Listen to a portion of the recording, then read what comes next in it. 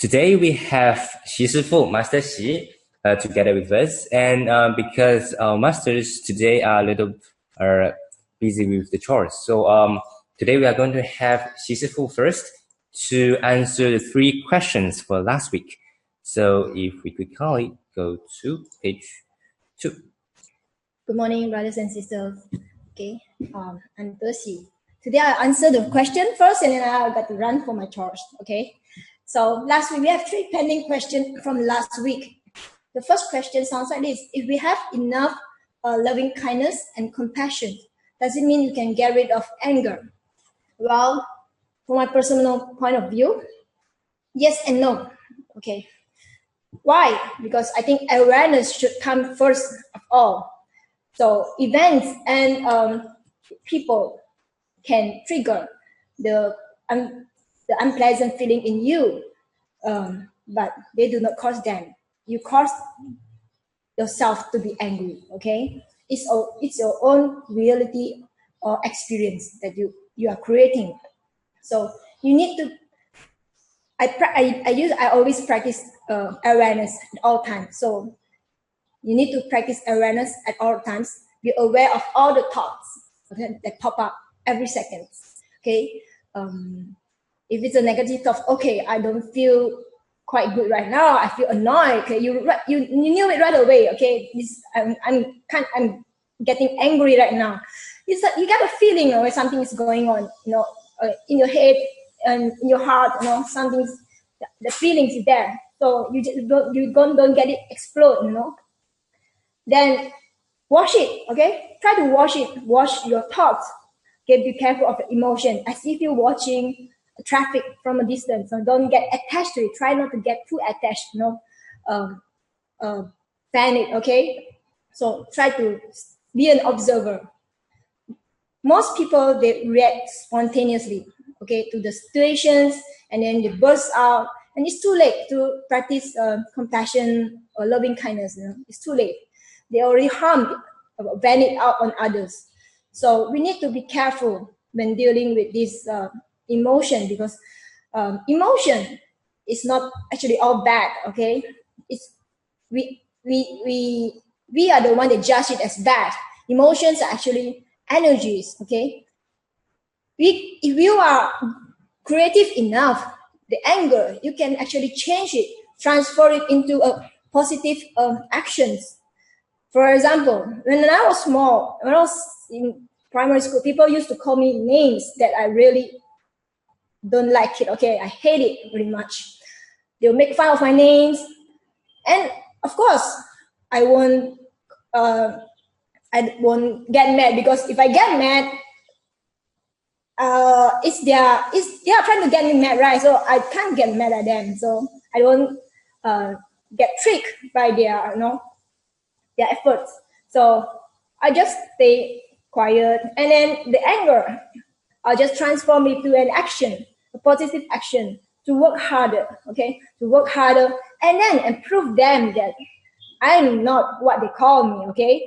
So it can change into an energy for positive actions. And in the end, they don't call me the names anymore. They call me a better names, a respectful names, right? So we don't get mad and then vent it out on others. Then we just misuse the energy. So but some people, they don't do it that way. They can just observe and then do some internal talk within themselves, calm themselves out, and yeah, the energy will subdue and let it go. There are a lot of ways to handle this anger, these emotions. But as I said, it's an energy. So it's a clue to tell you that, okay, something that you can learn from it. So normally, when there is anger in me, I'll go deep into myself and see what's hidden beyond this anger. Is it because of my ego? If it is, then I'll change for a better version of me. And I'll be grateful of the lesson that I gained from this emotion. If it's not, if it's because somebody else did it to me, then I take it as a positive information and transform it into a positive actions. So, but of course, overall, before that, we need to be aware of this emotion, of these thoughts that rising in our mind, that rise out. So awareness comes first. Okay, then only we can practice whatever compassion, loving kindness to transform the energies.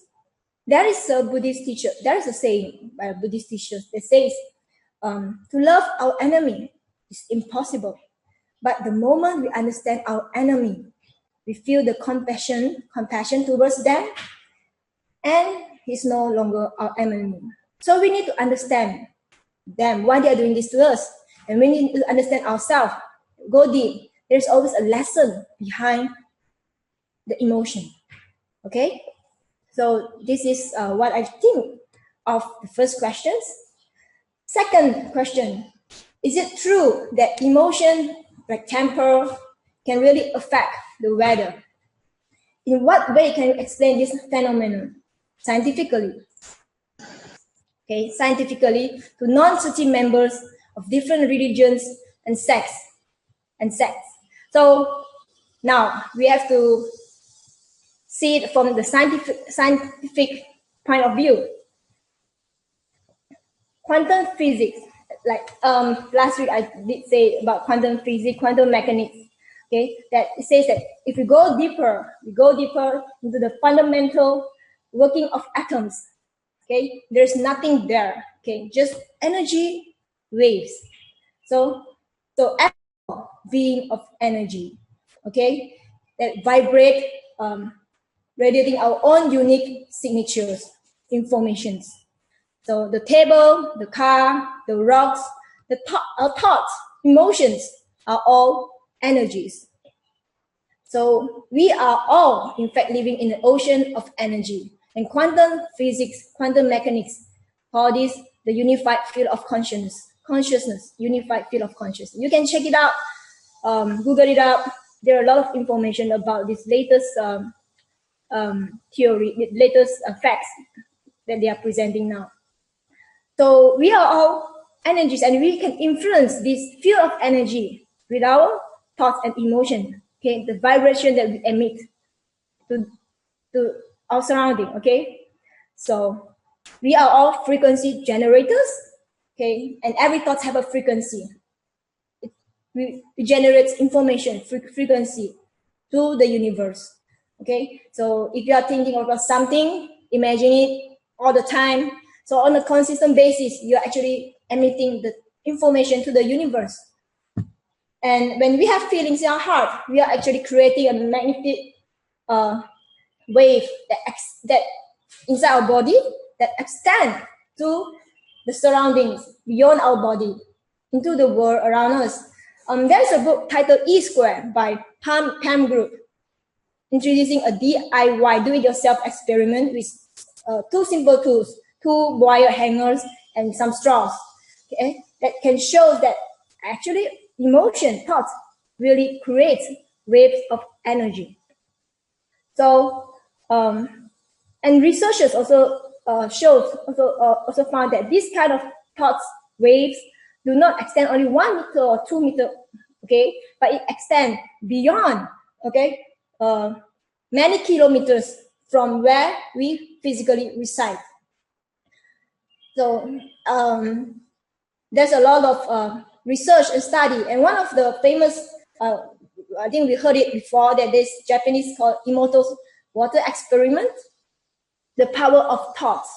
Okay, he found that in his study that thoughts and feelings, okay, actually affect physical reality by producing different focused attention through written or spoken words or music can literally change the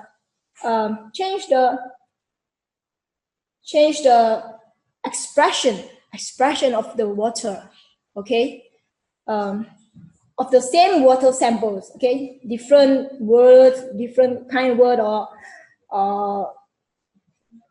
unkind words or music, different type of music, actually change the expression of the same water samples. So it shows that all our thoughts, attitudes, emotions do deeply impact ourselves, our health, and in the environment, because our body is made of 60% water, and also our environment, the oceans, the skies, okay, the rain, water. So yes, emotion tempo do really affect reality, okay, weather from scientific point of view. How about animals? We humans, we have emotions, right? And animals, do they have emotions? Do they have thoughts? And scientifically, yes, proven, animals do have brain, have emotion, have thoughts, have feelings, okay, just like us, human. It's just that they take a different form. So let's look at one of the natural disasters, okay? Japan 311 earthquake, tsunami earthquake. There's this Miyagi coastal whaling port in the city of Ishinomaki, which has been continuous whaling operation for 105 years. Well, Japan argued that this is a cherished cultural tradition. Okay, according to one of the Human Society International report, Japan claims that they hunt whales to feed their hungry population, and they started doing this since the World War II. So they say it's a tradition, and they want to keep it. Okay, keep doing it, and they don't recognize any treaty to protect the whales, the dolphins, the dolphins. So, and they negate it, saying that they must kill 500, at least 500 mature whales to complete their scientific research. So they kill around 500 adult Antarctic minke whales, with half of it, 50% pregnant female whales every summer. So scientific for scientific research. However, well, of course, we don't find Japanese eating meat, whale meat at homes, but if they go to restaurants, it's so less delicacy. So this is one of the real reasons that people are hunting for whale in Japan. And as I say, whales, dolphins, all these sentient beings, they have emotions, and they emit these emotions signal, emotion wave vibrations when they are caught, when they are about to be killed. So all this vibration, all this accumulated vibration in the energy will be piled up, piled up, accumulated, okay, accumulated. And when you pick up, there's a certain momentum, and even the earth, the environment couldn't stand it any longer. You know, it's suffocating. So it needs to be released, and it just happened. You know, the whole place was destroyed. Okay, in that tsunami earthquake, the earth was protesting. Okay, they threw ashore 3 large whaling ships into far into the land, and destroy the whole whale processing unit. So not only humans have emotions, the animals have emotion. Okay, if you have pet at home, you know, okay, they sometimes they are moody, okay, they are moody also. So all these are all energies, vibration, emitting certain information about their beings, okay. So we need to be careful of our thought. Okay, we need to. That's why Sangren said, "Do yong xing." Okay, we have to have right mind, right. Be mindful of our thoughts. Okay, because thoughts create reality. Okay, change the environment. Okay. Well, lastly, okay, we are kind of running out of time. Well, I think I keep the last question for next time. Okay. Okay. All right.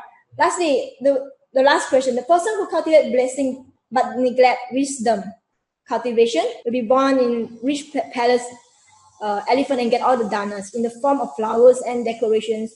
Also, the person who cultivates wisdom alone without doing the work, serving the masses. Masses will be born as very wise arhat, begging and asking for alms, but always come home empty bowl. Wow, I guess this is the saying by the ancient sage.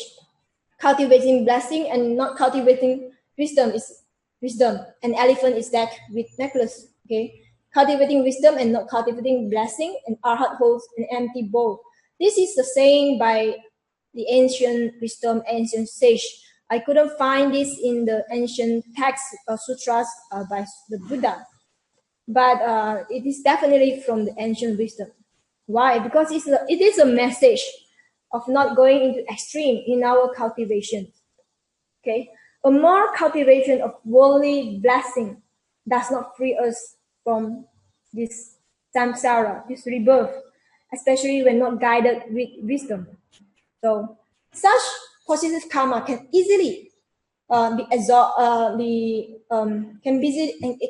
easily lead to worldly pleasures and growth of ignorance, and then the potential downfall when the blessing runs out. Okay, it can be exhausted. Okay, the blessing. Then, if we more cultivate the wisdom, then we will be lack of this karmic affinity to connecting to the others, to gain support and to share the dharma. Okay, so I don't know if you realize that the Maitreya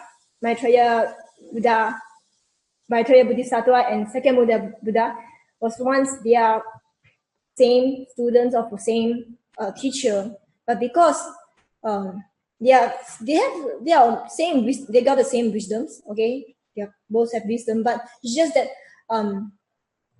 Sakyamuni Buddha has more affinity with the people of Saha world, so he is the one that's bestowed prediction of Buddhahood. So when he come and preach, there will be listener, there will be support. Okay, so this is very important.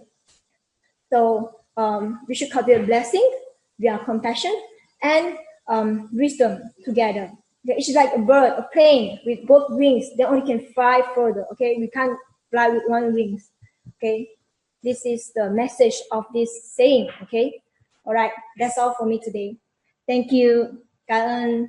Thank you, everyone, and let's continue into the sharing for today from my side. My sharing for today it's going to be slightly different, so you could see from the name also that it's not really a review of Master's sermon, but on the other hand, I'm just sharing on some of my daily learnings for the past few weeks.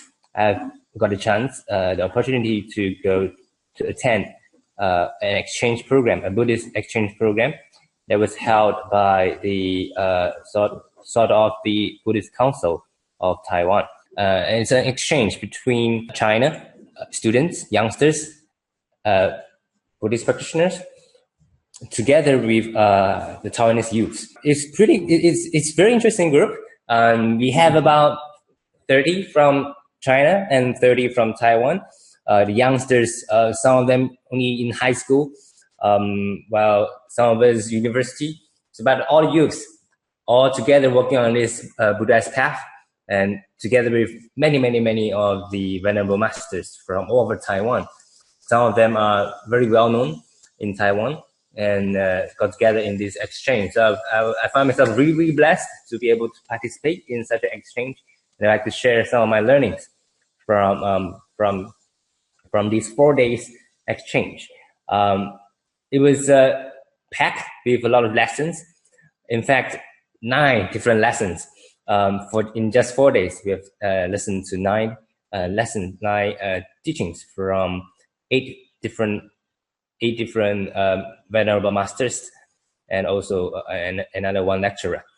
So 9 different lessons, giving us 9 different powers, 9 different strengths, including confidence, from the very personal confidence and how do we contemplate, how to diligence the right effort, stability of the mind, thoughtfulness, awareness, and and and all the way to how when we meet situation, how can we make ourselves on the path. So for the next few slides, I'd like to share some of the thoughts and some of the teachings from the masters.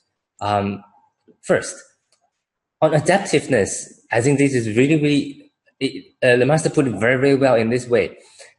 拿掉应该，接纳可以. So it is the four of the must, should be, absolute, must be this way. It's all the must. Actually, when we look at it in the Buddhist way, they are not fixed. In fact, when we look at emptiness, we know that everything is possible, and nothing is really absolute and come as it is, and therefore cannot change, because we all know impermanence. Impermanence in the bad way, in a good way, whatever it means, it just means, it only means that everything can change and it will change. And so therefore, if we look at it in a positive way, it means to let go of the must, to let go of the should be. So for example, instead of saying something, it must be this way, it must the event, when we organize some event, it must be done this way, so on and so forth. But instead, listen to others' opinions, listen to others' suggestions, and yeah, this maybe can work. This maybe maybe can be done. And this, if it's according to our mission, then yeah, why not? It's all possible. And another, whether it's something should be this way, or no, when we always say 变化球. Things will happen during the camp or our event. Things will change, so sometimes we'll keep adjusting our timetable. But actually, sometimes we get emotional when a lot of changes comes. But then again, that is just normal. So what the master shared is that let go of the should be, that the program should be this way.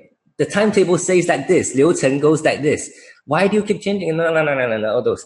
But because changes comes, situation will change.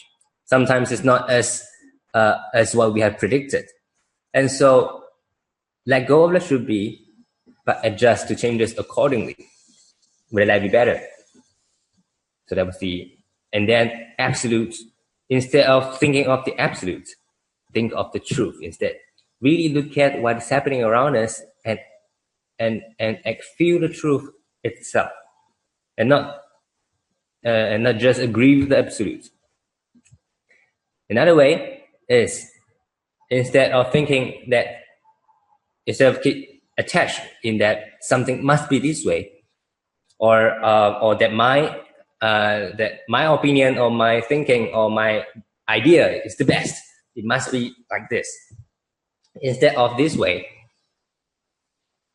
why not carry the decision together? Why do you use the word carry? Carry as in uphold, to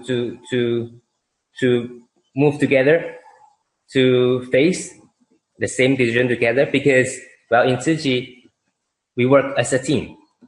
It's not one person show. So as a team, there will be a team's decision. So we have meetings, we make decisions together. Of course, every decision, there'll be the pros, there'll be cons. Every ideas, there'll be the pros, the cons. But there definitely has to be a decision, right? We cannot decide on one thing and then under the table we do another decision, or saying bad about other people. We don't want to do that. That makes the whole atmosphere very bad. So everything actually has the pros and cons, and that's just normal. There must be.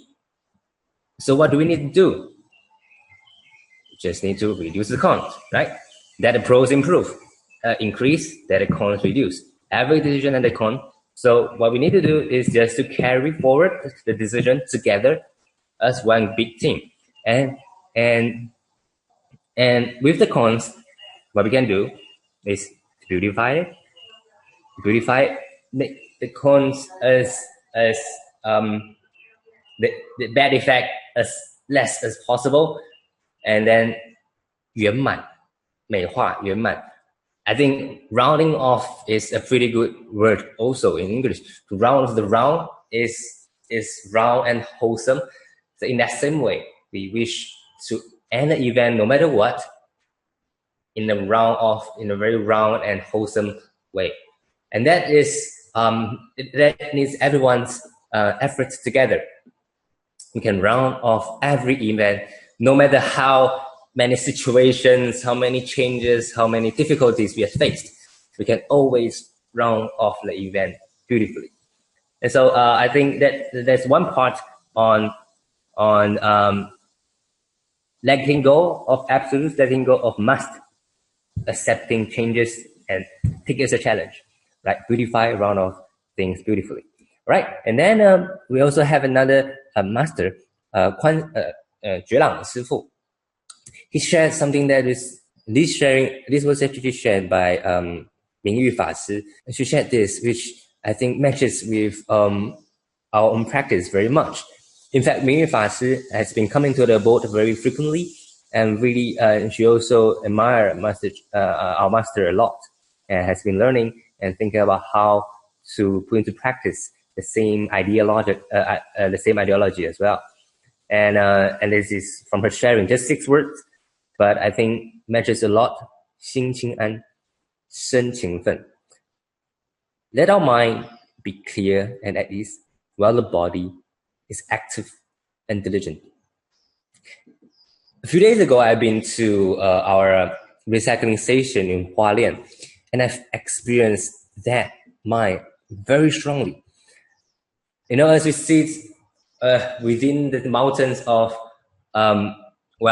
garbage and recycled materials, we realize that actually the recycling awareness in Taiwan still needs some improvement, because you still can have piles of, there's not really recycled materials, but unfinished cotton boxes, Tupperwares, not Tupperware, paper boxes with still a little bit of rice that's rotten away inside, and things like that. We still can have all those things inside our supposedly pile of recycled materials, and so it's really the smell is a little nasty, but yet all the volunteers there, no matter how old they are already, or sometimes disabled, but they are so diligent every day, working inside the recycling stations. I think in Malaysia, in all countries, all our recycling volunteers have really appreciated and admired them. Diligent, true diligence. The body is diligent, but the heart is calm and at ease. That is an amazing feat, an amazing state of mind. I think really an epitome of what a bodhisattva's heart is.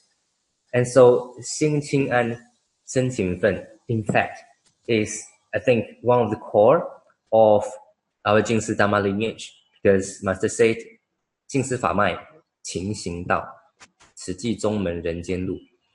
And our Dharma lineage is 勤, is diligence. That is our Dharma lineage. And in the same way, our abode masters embody the spirits in all their actions. And so, and really in the recycling stations, I experienced that too, and I feel that really the working of recycling stations are very similar to the Jingsi abode. When I was there, same time 9:30, they have dessert. At the same time as in abode also at 9:30 they will have a small dessert, and at 11:50 sharp, everyone will end off recycling work and go to the canteen and then sing the Gong Yang Fo Gong Yang Fa together, and then together begin the meal. This is the same as the abode. So really what I feel is that as I live in the abode and seeing all our elderly volunteers in the recycling stations, it feels that the recycling stations are also a monastery for everyone, where the heart is so calm.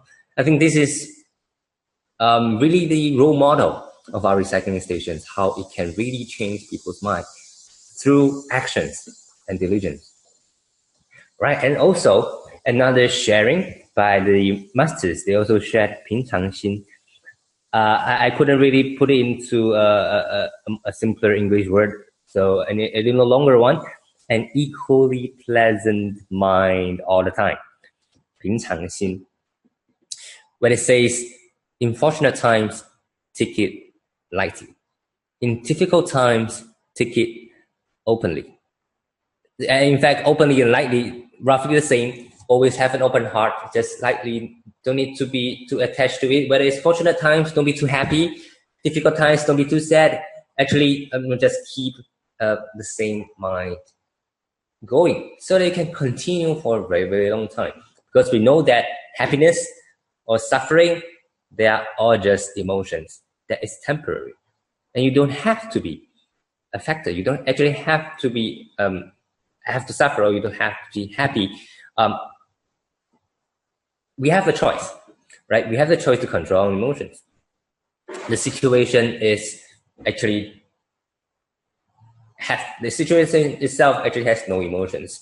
So actually, in Master's teaching, just use different metaphor to describe such a state. For example, she say, or in fact, in the Sutra, 手画虚空，不留痕迹, where as our hand wave in the air, it leaves no marks at all.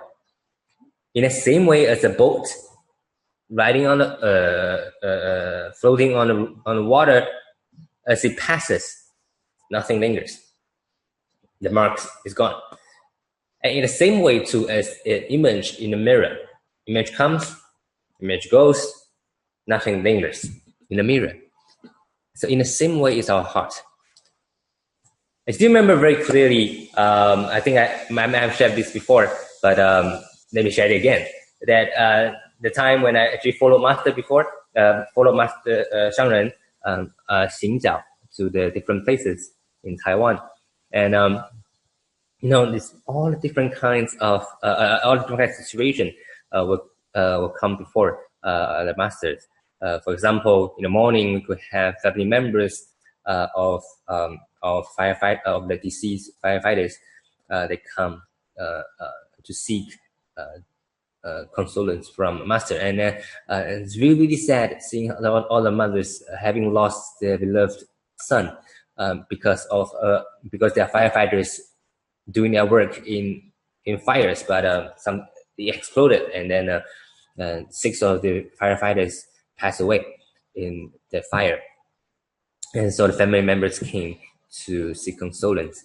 But right after this session, it was our recycling volunteers coming in to share the joy of participating in their daily activities.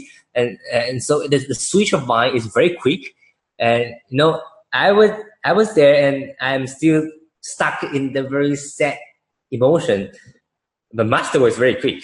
Shangren immediately take up the recycling stations, our recycling volunteers again, and joyful again. Really, nothing lingers in her mind. I think that is true practice of no attachment, and I admire that kind of state of mind again. Really needs practice, so that nothing lingers in our hearts, and we can face every situation as it is. That there's no mix of emotions or wrong emotions for the wrong situations, because nothing lingers in our heart. That really needs practice. Master also used another analogy that when we throw a ball on the floor, how do we stop it from bouncing up again?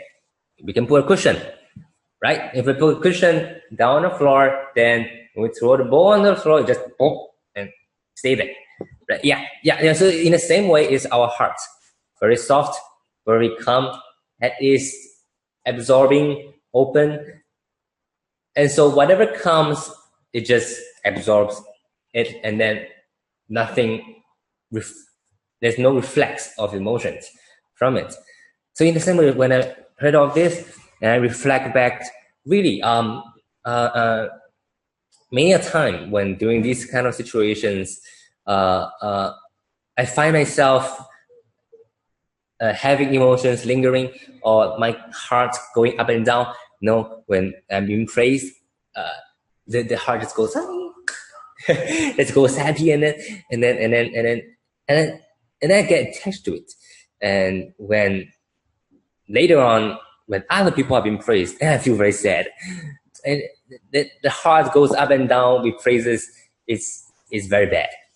It just makes my heart very up and down. And so I remind myself, when I've been praised, don't be too happy. Take it as a reminder. Also, many a time after a big event, we'll find ourselves in a very shagged and completely emptied state of, and then there'll be this 1 week or two where the energy is very, very down, and so it's like suddenly we've lost the whole energy and meaning, and because for the next few weeks we will have nothing to do. But again, the state of mind just don't feel right. And so nowadays I also remind myself, before, during, and after any big event, again, keep an equally pleasant mind all the time. No need to be too tense, no need to be too up, too down. Keep an equal mind, so that even during the event itself, not too tense also. And so therefore, when after the event, there's no sudden, feeling of slackness. So again, to keep an equal mind. And I think having a routine life helps in this, because after any event, nowadays, living in a boat with a very, very routine life, there's no empty time. So after any event, after any situation, when I'm back to the boat, 11:50 I still eat, 5:50 is dinner, 9:40 sleep time. It's still very routine. I know what I'm going to do later on. That I'm going to watch the plays later. It's very clear. And so a routine life helps me very quickly break away from the state of mind, the attachment, if I'm stuck in the emotion, in the things. But the routine life helped me break away from it very quickly. And so a good suggestion to everyone also, really have a routine life. It helps. And then I also find that gratitude is a very good state of mind that's calm. So let me share on that a little later. But acknowledging sophorism from Master Ken, 是非做教育，赞美当警惕。Take criticism as chances to learn, and praises as reminders. And so it will help us to adjust. Criticisms, don't be sad, is the best opportunities to learn. And at the same time, praises, don't be too happy. Take it as a reminder, because we all actually just share with everyone. City people likes to praise a lot, especially to those, especially, we praise people. We try to find goodness of people when actually we are actually just okay. But we will give praises of people, right? So when we hear praises from people, don't be too happy.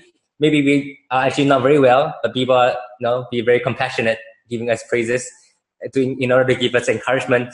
And so don't be too happy. But that's how I remind myself that when I listen to praises, make sure it's a reminder. It's a reminder for me to work harder, to be better. Okay.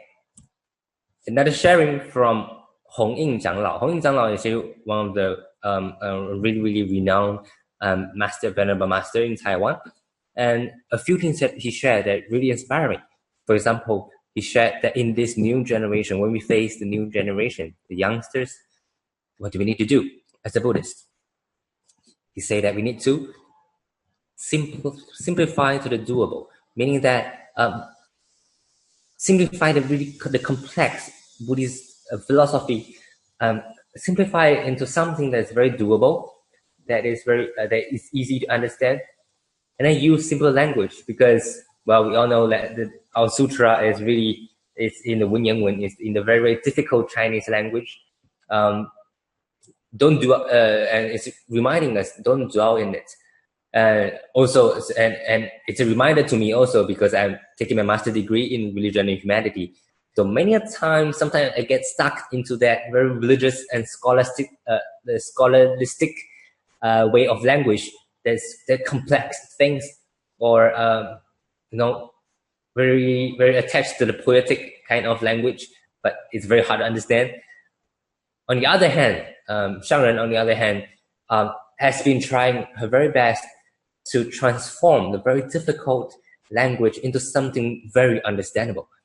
And I think that is what we need to pass on and work and also work our efforts into it to help to simplify the difficult teachings into something very doable, to be something very understandable with our actions, with our own experiences. I think that's the most simple form. In the same way, Sharon has said it before, that Dharma should be 听得懂，用得上，做得到. The Dharma should be understandable, should be applicable, should be doable. That it should be very easy to understand. At the same time, it applies to our daily life very much. It's not just 真空妙有 and then wondrous existence that cannot be understood. It should be something very doable. 付出无所求. Yes, very doable, right? Applicable, doable in our daily life. And so again, our efforts. And then, of course, there are also venerable masters that this is He Lun Fa Shi that shared on meditation, on the joy of meditation. But what I really find very interesting is that in her sharing, samadhi as nourishment is like food, something that we should take in and then help nourish ourselves. And she uses very simple ways to describe actually the state of mind of the different levels of samadhi. And we have heard before that they are actually in the small vehicle practice towards arhathood. There's the 4 levels of samadhi: first, second, third, fourth level, and the 4th level of samadhi is arhathood itself, where the end of practice, samadhi as nourishment. And we also, of course, she also reminds us that samadhi is different for different practitioners. For the small vehicle practitioners, there's 4 different levels, but for the great vehicle practitioners like ourselves, the Mahayana practitioners, our samadhi is here. It's in the 6 parameters: giving, precept, forbearance, diligence, samadhi, and wisdom. And so for bodhisattvas, our practice of samadhi is not just sitting there, but in the crowd, practicing the 6 parameters. While we are giving, while we are keeping the precept, it's all in the state of mind of samadhi. And this is being preached a lot during the lectures, which I find very, very matching to what Shangren is teaching us also. That it's not just that meditation should not be just sitting there, but also at the same time going into the crowd, that in every of our daily actions is in samadhi. I'd like to share also the state of mind of the first, second, third, 4th level of samadhi, which is actually very understandable, and you can experience it also. So for the first level, Master shared that it's actually something related to sensation, and you need active contemplation. For example, contemplation and mindfulness towards the breath or the movement of that domain, actively pulling our mind into one spot and does not letting it wave. And when you breathe in deeply into the diaphragm and then very, very slowly out. Sometimes I practice that and in my dorm also to help myself return to zero, to calm my own mind. And really, really you can feel the sensation. And the sensation, how is the sensation like? In the Sutra, it actually describes the 5 different sensations. One is small joy. Small joy that goes boop once. You actually, the feeling is like the hair will stand on the whole body. The hair will stand. It's like one rush of joy and the feeling. And that actually comes. And it's very, very, very soothing, the kind of feeling. And the next level is it comes a few instances. And then when it goes deeper, it goes in waves, comes in waves, that kind of feeling. And then on the fourth level, it goes very joyous. It's like you can jump out of it. And then fifth level is that it goes full and it fills up our whole heart, and the joy and peace, it just comes very full and continuous. You could try that. See if you feel such feeling. But this is only the first level.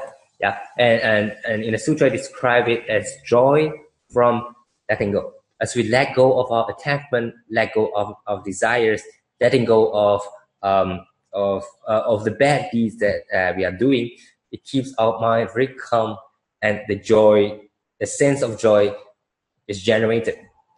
But in this first level, and in fact the next level, the second level, it's still the sensation. The joy is the sensation.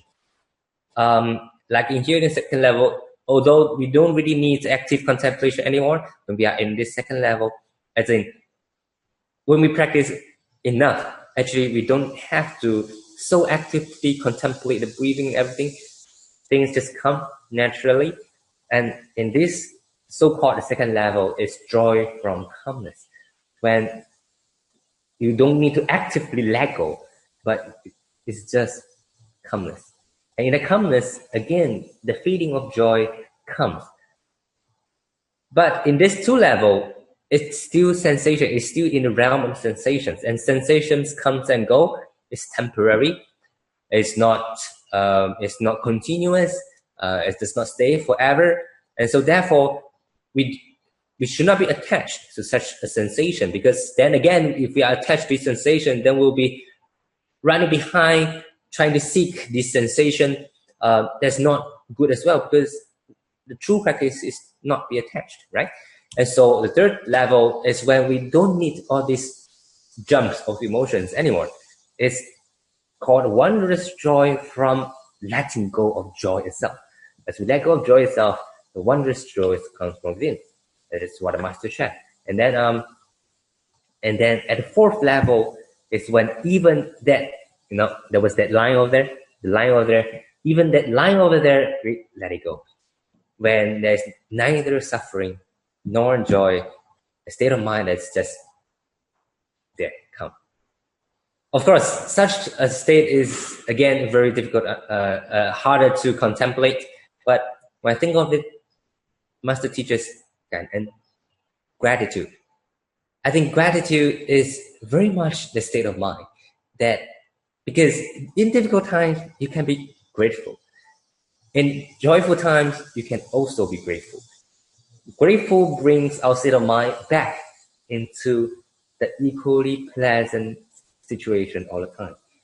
And this is the great treasure that Chang has given to us, that leads us directly to the fourth level of samadhi, I think. And I think this itself helps me a lot, in that now I know my directions in my meditative practice. At the same time, in my daily work, I should keep my mind always at this state of gratefulness. There's neither up, nor down, no suffering, nor joy, just gratefulness, calmness, all well. And so the master He Lun Fa Shi shared that also, that we should not have greed for samadhi. Because if we have greed for samadhi, then we will be focusing on only the sitting meditation and forget about the world and sentient beings.